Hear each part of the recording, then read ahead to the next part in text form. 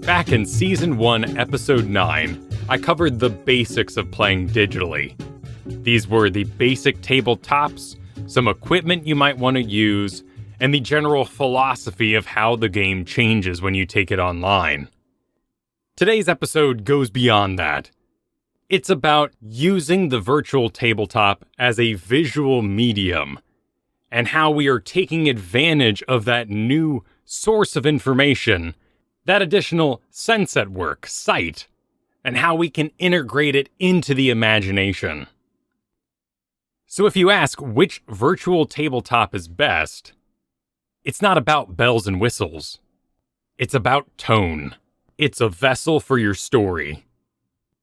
Roll20.net is a blank slate. Free to use, subscriptions available for more tools, but ultimately you could use this as an image-sharing platform. Fantasy Grounds really succeeds when you're running pre-made adventures. It helps you organize. It helps you have a shared experience with the rest of the world who's also running that campaign. And there are many virtual tabletops in the works right now that I'm currently following. Multiverse is a pixel art virtual tabletop. Tailspire is a dark, miniature-based platform. And there are many other options, but each one is going to have its own feel. And we can't discount the impact of money. If everybody buys in, if everyone has to purchase a program, they'll be more likely to stay on. Roll20.net has a notorious, fickle community that goes in and out of games. It's hard to keep players when everyone's playing for free. Those sort of things do have an impact. But the first thing you should care about is the tone you are setting. Cute pixel art is going to have a very different impact on players' brains than a dark, miniature setting. And you could blow all your prep time picking the right tokens, making a great map on a website like Incarnate, which is fun. It's fun to make maps. But that's time that you're not working on the most important part of all, story. Allowing for freedom, it's what makes D&D special, not just a board game. There are far more important things than functional dynamic lighting. And they're simple things, like player color.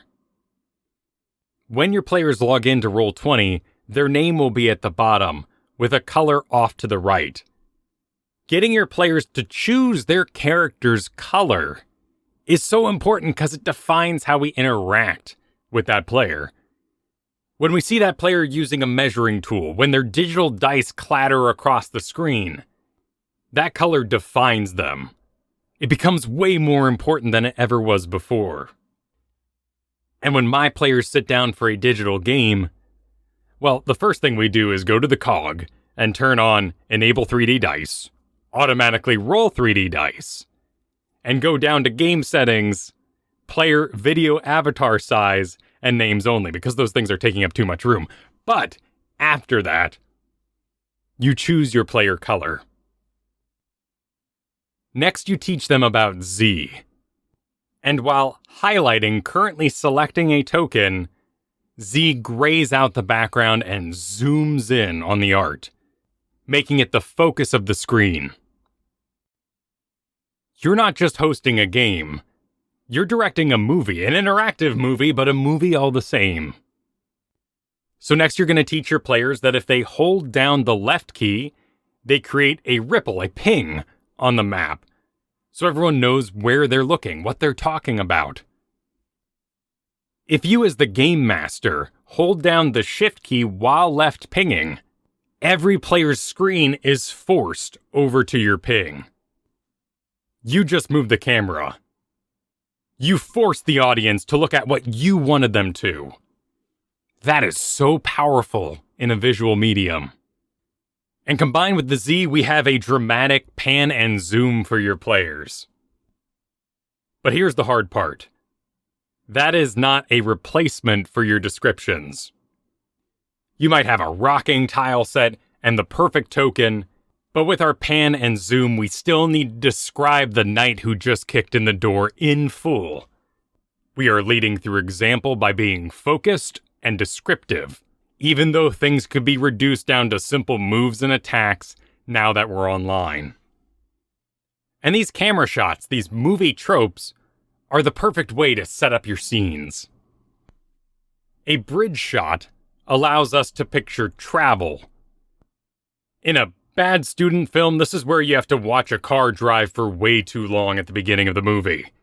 However, in a horror movie, we use that long travel to show how isolated they are.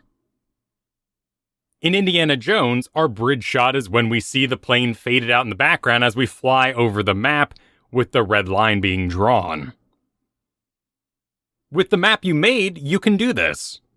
Put it as the background, and draw, as you describe their journey, them moving across the map.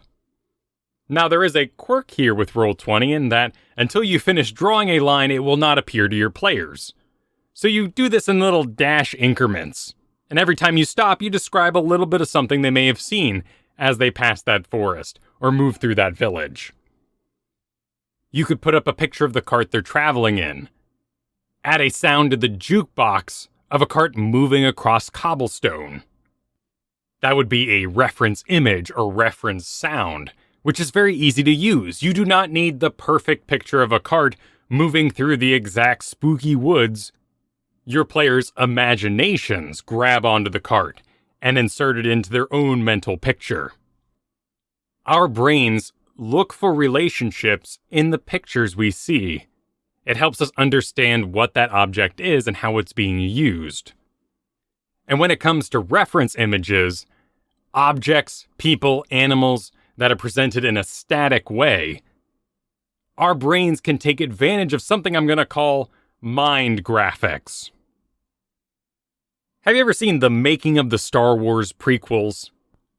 Very little is real in any of those shots.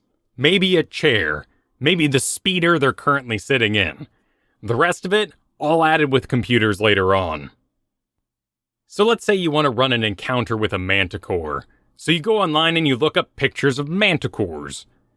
A lot of them are angry, maybe even badass. But wouldn't it be nice to give your players the option to talk to the manticore in this situation? If your manticore picture is standing on a pile of skulls, growling green flames, they're not going to be thinking outside the box. Instead, show your players a reference image of a lion. Just a simple, even black and white photo. And tell them that it has the stinger of a scorpion and great wings like a bat. Their brains are now taking that image in, adding the green screen, working in the graphics. And it is now a real thing in their minds, something that is beyond the picture, fully interactable.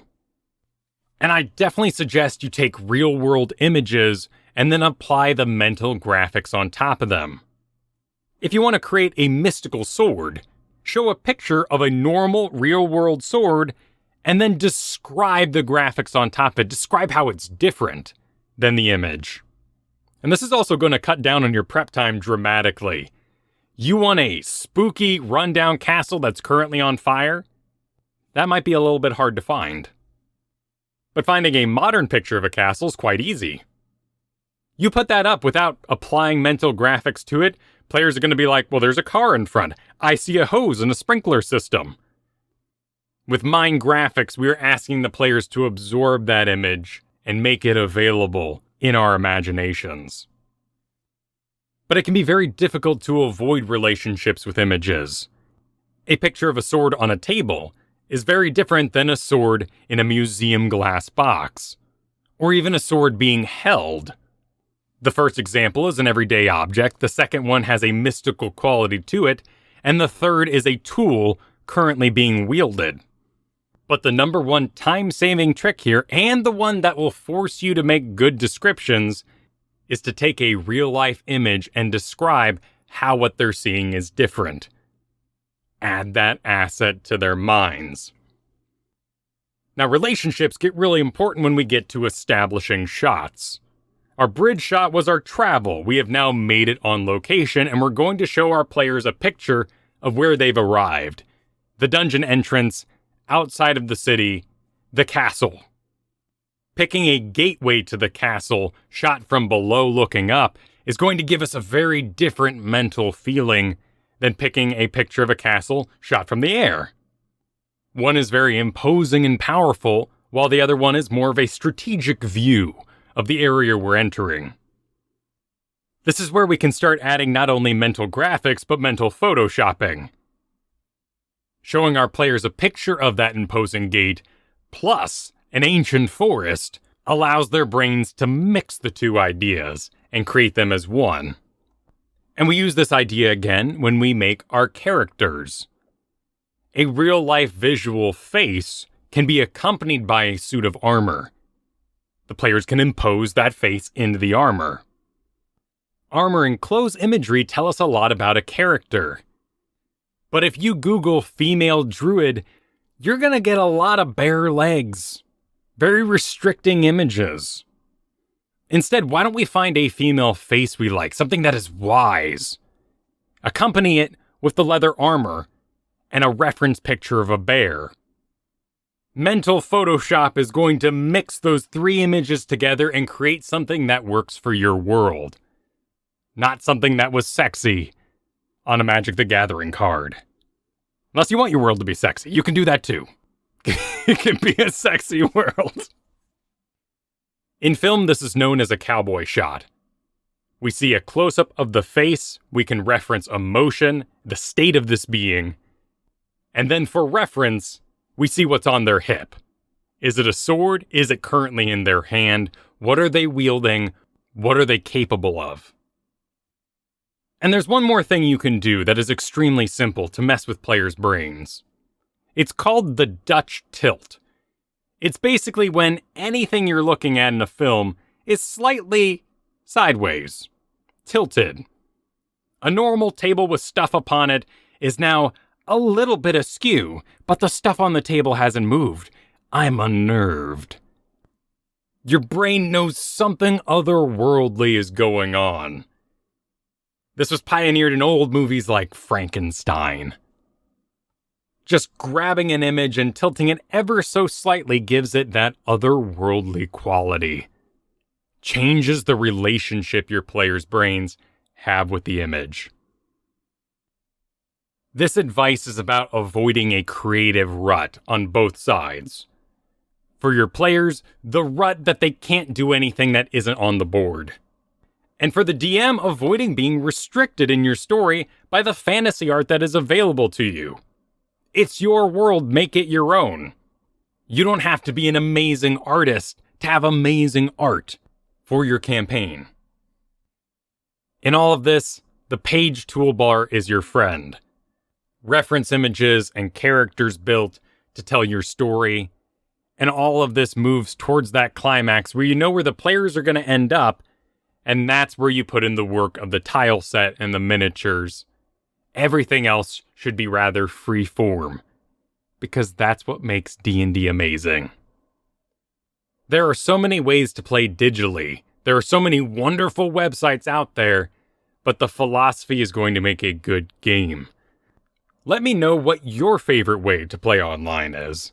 You can contact me at kylefergusson.com using the contact link, or you can join the Discord on that website and go down to the DM Gives Inspiration tab and post there.